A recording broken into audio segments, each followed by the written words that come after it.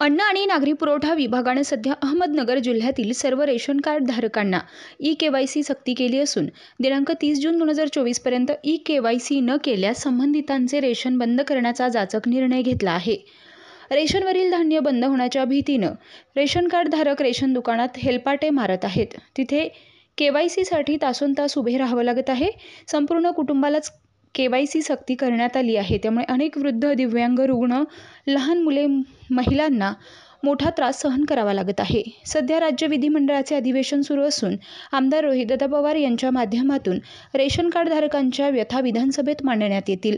सरकारनं तातडीनं ई-केवायसी सक्तीचा जाचक आदेश रद्द करून सर्वसामान्यांना मोफत रेशन देण्याची प्रक्रिया कायम ठेवावी। 1 जुलैपासून एकही रेशन कार्ड धारकाला रेशन नाकारल्यास तीव्र आंदोलन करण्यात येईल असा इशारा राष्ट्रवादी काँग्रेस शरदचंद्र पवार गटाचे नगर शहर जिल्हाध्यक्ष अभिषेक कळमकर यांनी दिला आहे।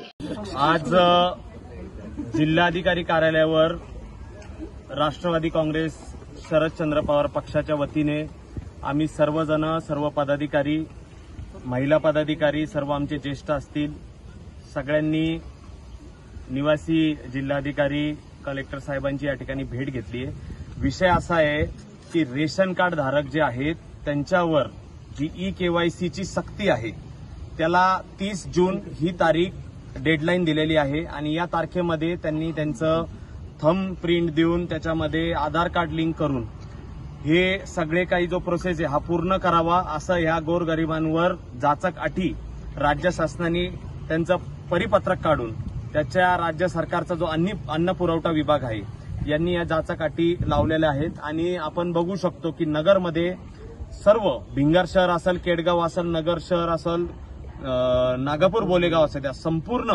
या अहमदनगर शहरामध्ये जेवढे रेशन दुकानं असतील इथं मोठ्या संख्येने सगळे गोरगरीब त्या ठिकाणी लाईनीत उभे आहेत। सर्वांचं जे ई-केवायसीच्या माध्यमातून आपलं आधार कार्ड हे लिंक करून, कारण 1 तारखेपासून 1 जुलैपासून आपल्याला आपलं रेशन कार्ड जर आपण केलं नाही लिंक तर त्याच्यामध्ये रेशन कार्ड जे आहे ते पुस्तक काही तुमचं चालणार नाही असं स्पष्ट या परिपत्रकामध्ये उल्लेख आहे। या स्पष्ट हे जे सर्वसामान्यांच्या मुळावर या सरकारने हा निर्णय लागू केलेला आहे आणि याच संदर्भामध्ये हे सगळे काही एकतर हा निर्णय, ही सक्ती जी आहे ई-केवायसीची ही रद्द व्हावी, अन्यथा याच्या संदर्भामध्ये जर ही व्यवस्था याच्यामध्ये मुदतवाढ द्यावी, याच निमित्ताने आम्ही इथं आलो होतो।